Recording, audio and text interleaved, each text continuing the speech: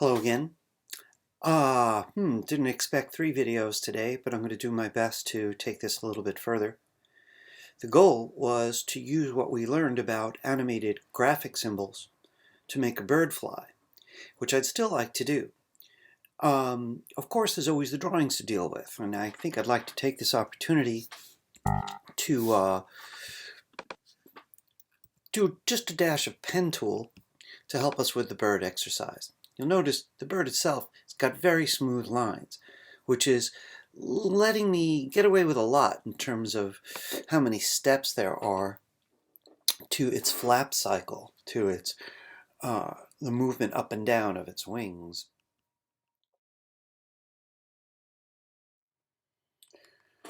So I'd like to go over a bit of that pen tool. Let's get ourselves a brand new document, and I'm going to be using the same size as we were earlier, the 1280 by 720 HD, and the same frame rate of 24. As always, I'm going to ask you to get comfortable. I start with Command 2 and then change the percentage. That looks perfect.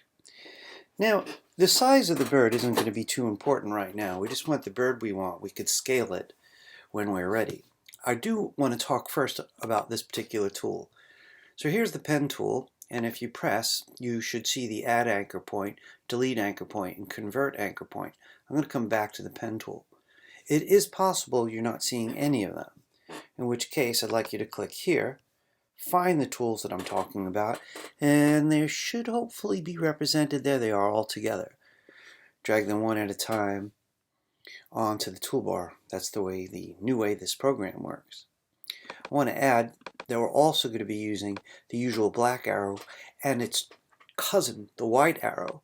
Similarly, if that's not available, come here. Not only will you get the pen tools, but you'll see if you're missing either of these, you could drag them into play. Alright, okay, let's jump right into curves. To make a curve, when presses up, moves over where they'd like the curve to end, presses and pulls down. I could hold down the Command key in between to get the last arrow tool I've used. So I'm going to hold down Command and click off so I can deselect. If I press and drag up again, I can move over to make my point. Somewhere along this same line, I want to bring the curve down. I press and I pull down.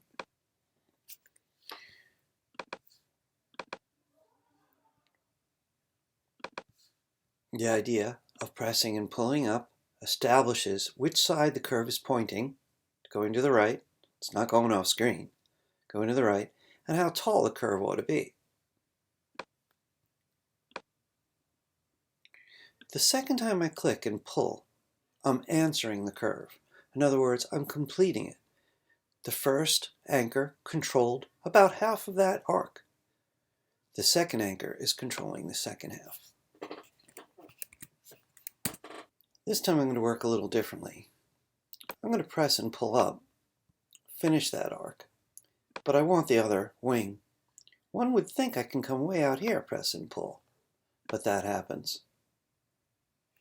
What's going on is this line that continued when I finished this arc, this line is telling animate to continue, and it's kind of surprised by the next anchor point. The solution is to take this part and pull it up, and the easiest way is to hold down your Option key, keep it down, relocate this so the next curve knows which way to go, and then finish it. I'm going to have the same problem here. Anytime this line, called a direction line, is pointing off in some nonsensical direction, the curve isn't going to be the way I want.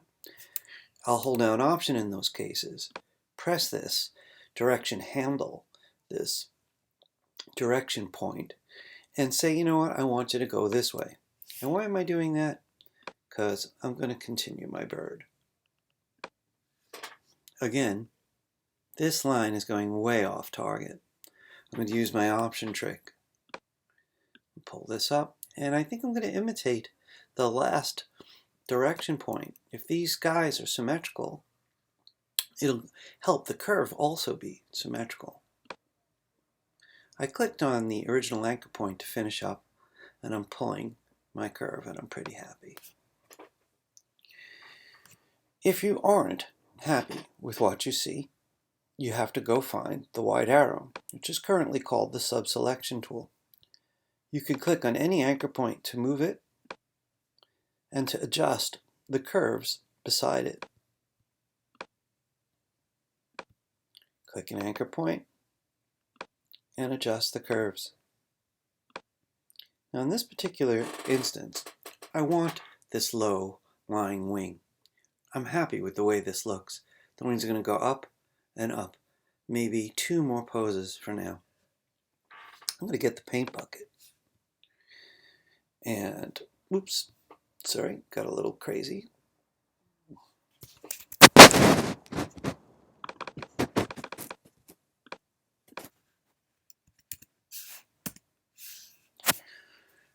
I'm going to get the paint bucket, pick a fill color, and I'm going to give this a background some color later, which I'm probably going to have a bluish sky. So I'm trying to imagine what kind of color bird I might enjoy exploring. Maybe a different blue. So I use the paint bucket, poured it inside. You know, I'm not that interested in this stroke anymore. So I'm going to go back at my black arrow, select it, and get rid of it. I'm happy with it.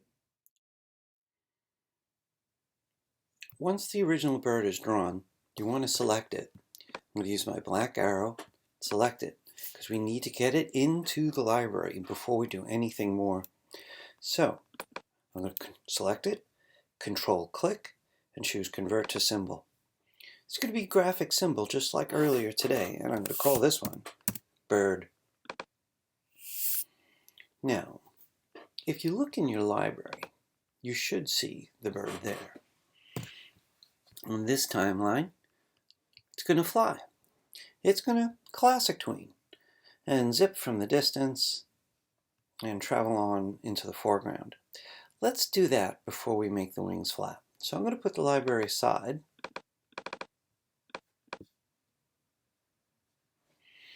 And move our bird up here. I'm going to hold down the space bar a bit so I can move the screen. And I'm going to get the transform tool and scale it down carefully. I'm holding down Shift because I don't really want it to distort. And I'm bringing it very close to the stage. And it might be cool if it started on a tilt. Now, what I want to do is I want to turn on the tween here because it is going to travel sort of this way and head off stage. So I'm going to turn on my classic tween. How long should this take? I'm going to say, I think it would be nice if it was kind of slow. Is 3 seconds slow? Let's go for 4. And I'm going to F5 to stretch out the timeline. Let me zoom back a bit on the timeline. So there's my whole timeline. At the beginning, there he is. But by the time I hit 2 seconds, I'd like him to be here. Now, I could F6, or I could just drag him. As long as the playhead's here, I'm okay either way. In class, F6 seemed to score bigger, so I'm going to do my F6 trick. Again, I'm on a laptop. I'm going to want it to come this far at this point and rotate a bit. I use the transform tool, in this case, to move, because it's just as good as the black arrow for movement. But it also rotates. Okay, I'm going to move down the timeline, because by the time it hits 4 seconds, I would like it to be off the stage and larger, because perspective will make it seem larger. My hunch is that in frame 1, it's not small enough, but here we go. Kinda like it. But I am going to go to frame 1 and make it very, very small.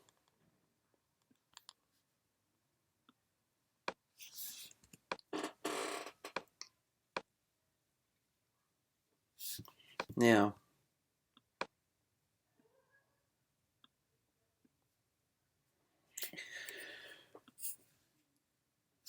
we're going to have some time to spend getting the timing right, I would hope, anyway, and more about the actual floating of the bird. But for now, we're more interested in it flapping. I think one thing we can do, however, is click on the stage and go to the Properties palette to introduce a stage color. Click the stage first and pick a color you'd like to use as the background for your flying bird. I like this color. I think I'll use it. Okay then. Let's save what we have before we build on it. What we'd like to do now is make it flap its wings. And that's going to be done by visiting the library first. So in the library is the symbol you made earlier. And we want to go into symbol editing mode by clicking the icon. You'll see up in the upper left, it says the name of the symbol you're in with an arrow to get back to the main movie. Right now we're going to stay here. I'm going to fold up my library and we're going to work on our wing flap sequence, and we're going to go at first by twos. What I mean by that is I'm in frame 1 with the original drawing. I'm going to go to frame 3 and I'm going to use my F6 keyboard shortcut. Now, the idea is I want to deselect it and get the white arrow. It's currently called the subselection tool. You might remember the anchor points that the pen tool had drawn. Very often on a pen tool drawing, the white arrow is the super tool. We can click along its edge to see the anchors. Not only that, you could move them. Now, I could see my background colors causing some troubles for us. I'm going to change it quickly. Give me a moment. I want to be able to see the features that I'm demonstrating. So I'm going to have a yellow sky. Alright.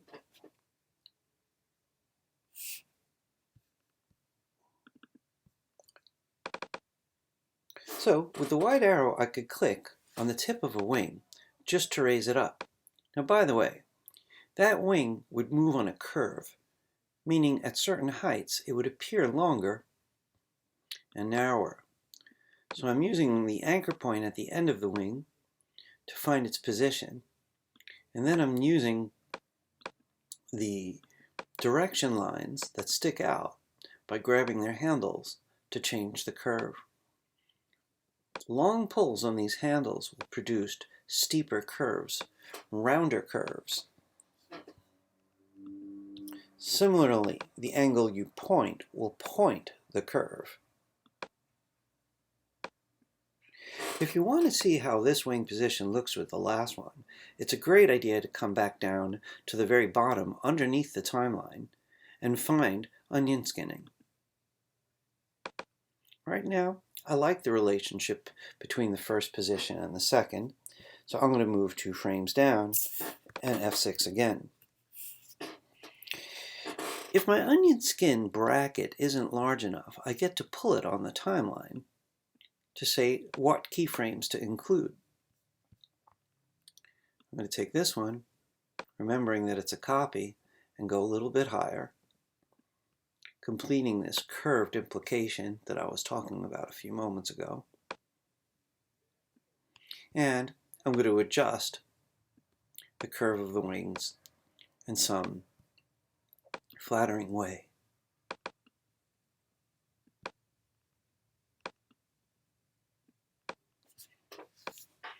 Alright, I'm going to turn off the onion scanning and see what I have.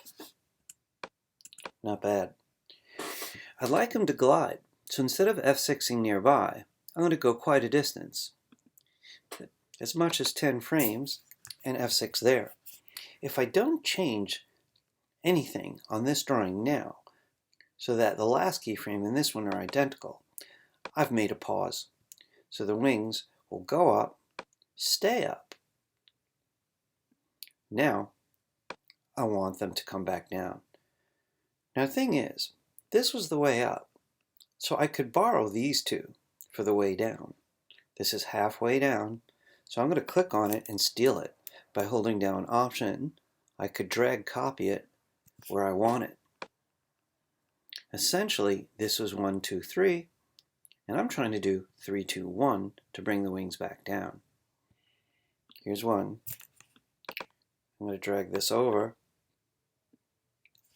And now, what I should get is wings up, pause, wings down.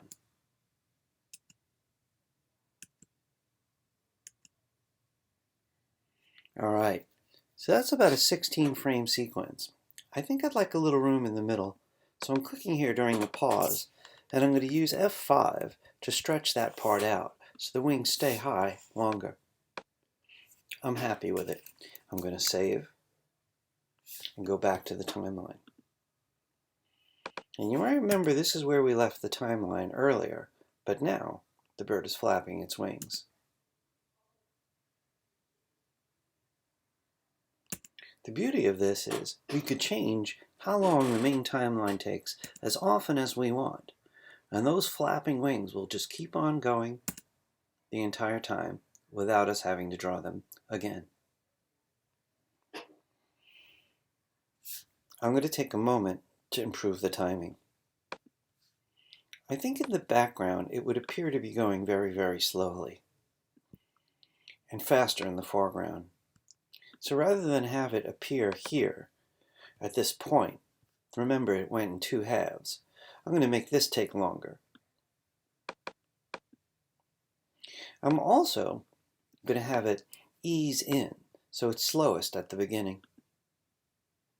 Clicking in that part of the tween, going to the Properties palette, and finding the Ease button. Going with Ease in. I'm going to see what quad looks like and accept it. This is all additional, just working with the timing.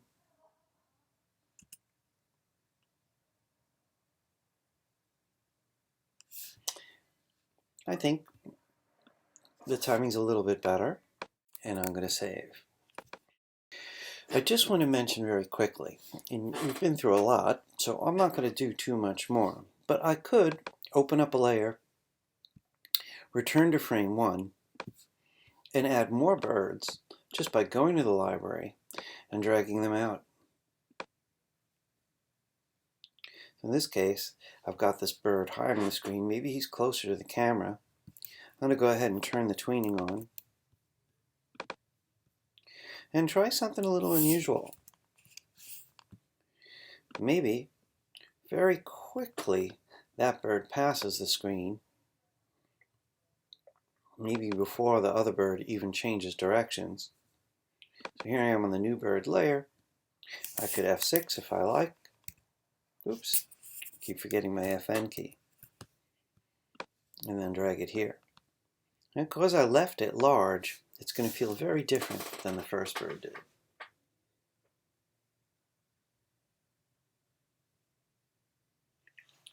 And ideally, it would create some space between the two birds.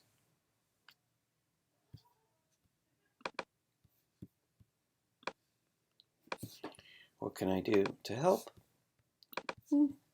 Not sure. I'm going to try a couple things. I think one thing I might do is go to the Properties palette and see what I can do with color effects. It's way in the foreground. Might have a completely different sense of light. So here it is if I lowered the brightness a little bit so it's darker than the other bird. Then travels over here, and yeah, well, maybe it rotates a bit more. Maybe it did change in scale a little bit because of its nearness to us. And maybe the light effect is the opposite. Maybe I go back to brightness and have it go completely in the other direction.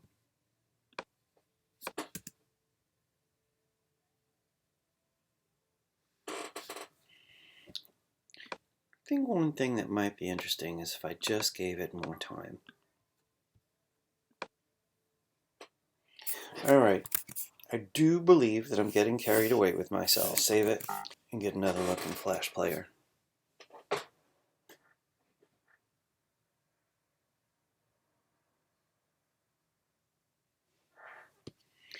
Well, it's getting late and I want to put in some last touches. I'm going to quickly add a layer just for a somewhat decorative element. I think I'll use the pen tool.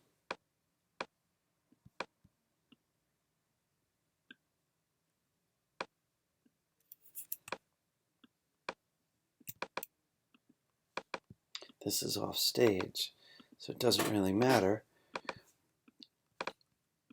how it looks once it crosses that border. I'm going to get the black arrow, take out the stroke. I could always hide the offstage area with this cool new button that this version of Flash has added. And we'll see. Step by step.